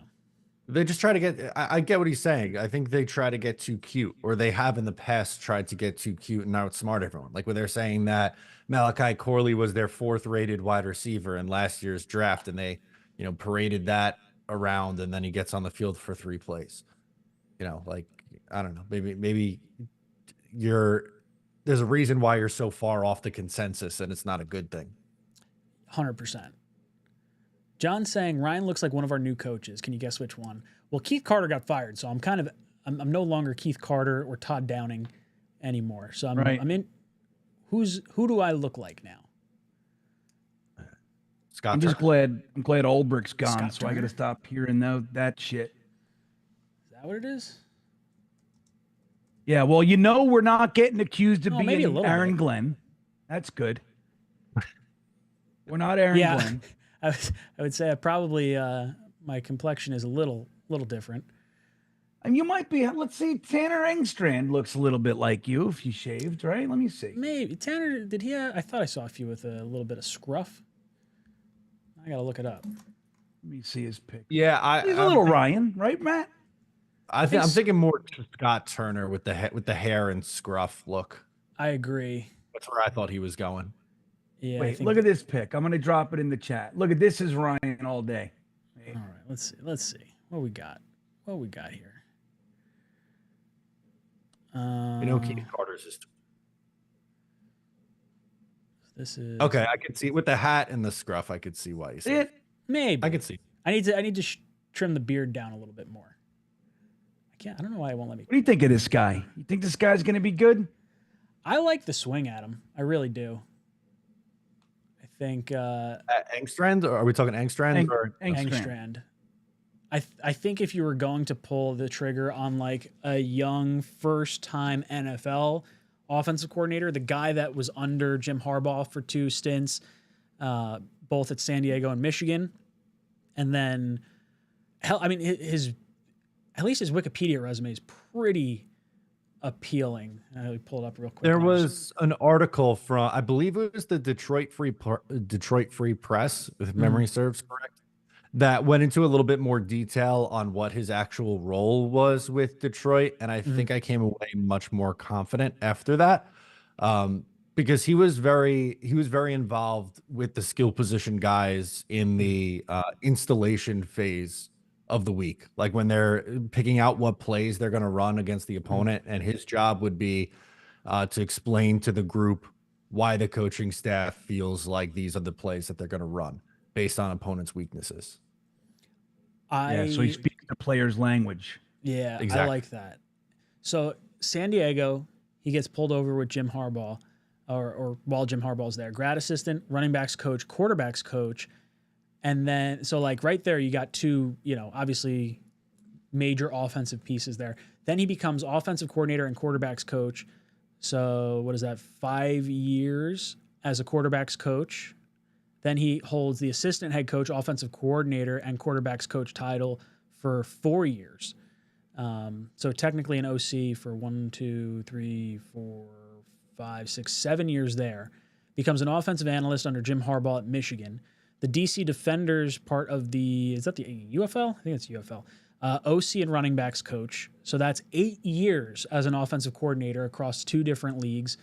And then goes to Detroit under the previous regime as an offensive assistant, gets retained, and then becomes the offensive quality control coach under Dan Campbell, then tight ends coach, passing game coordinator, now ROC. So he's got his hands in the running back room, the quarterback room, the tight end room. Like literally the only thing he hasn't done is like O-line. And like, I'm feeling pretty good about where his resume is at comparatively to like a lot of other options we had. Yeah.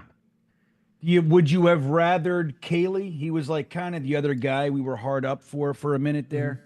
No, Eggstrand was my guy for for the majority of this process. Like if it wasn't going to be McCown, of like the Detroit guys that we were looking at, I think Tanner was always going to be that guy. You compelled me to think about Brunell a little bit harder.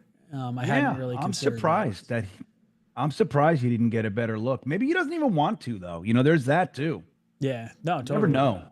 I just like the play calling aspect from Tanner more than I think I like the Brunell. I think the Brunell McCown conversation was an interesting dynamic.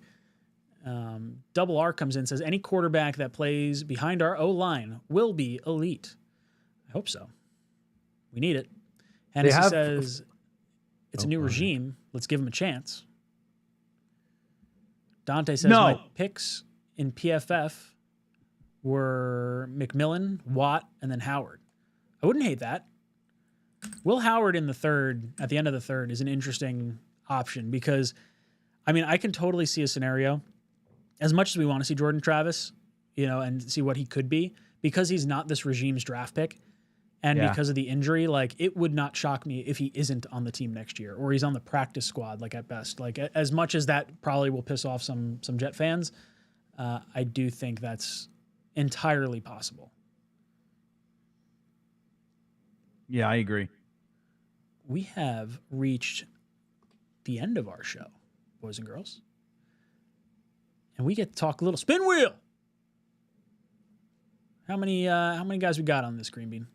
Let me add one more real quick. All right. Hold on. Let's see who the final qualifier is.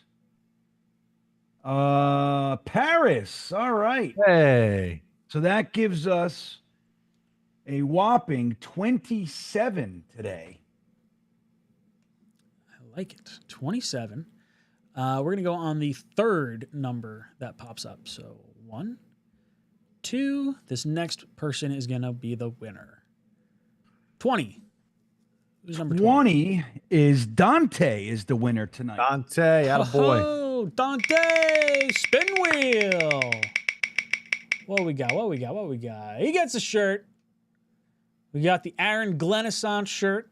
We're built for this shit. Be that shirt. Could be thinking is overrated, which could apply to more than just our Jets. Let us know. Yeah. JetsTalk247@gmail.com or talkinjetshow@gmail.com.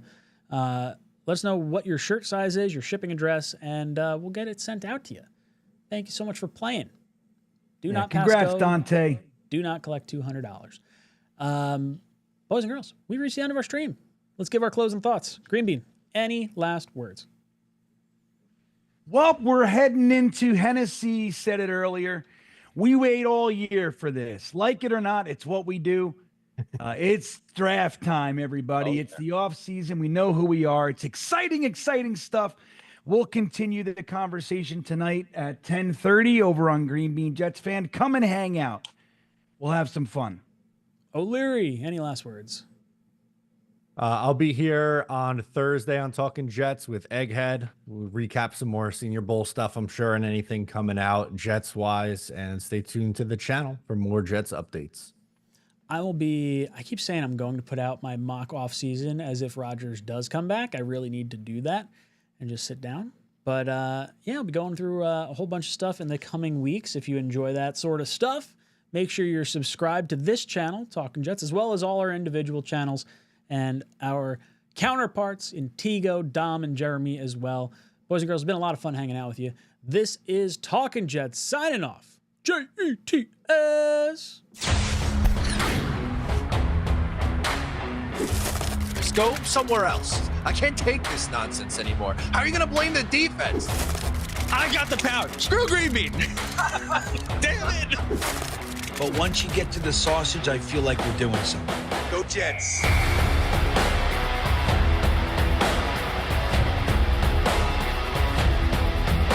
And that's the other part of it is the people are insanely jealous of this show. This show gets the best of the best, and it does a different way with positivity. He scores! Ow, my head! No, come on. What would you give up to see a Jets Super Bowl? All of my friends and family. Hit those milk thumbs, boys and girls. Freeze run. Jets! Hold on to your underwear, ladies, and stand by, bitches. It's now time for Talkin' Jets with your hosts, Matt, Ryan, and Green Bean.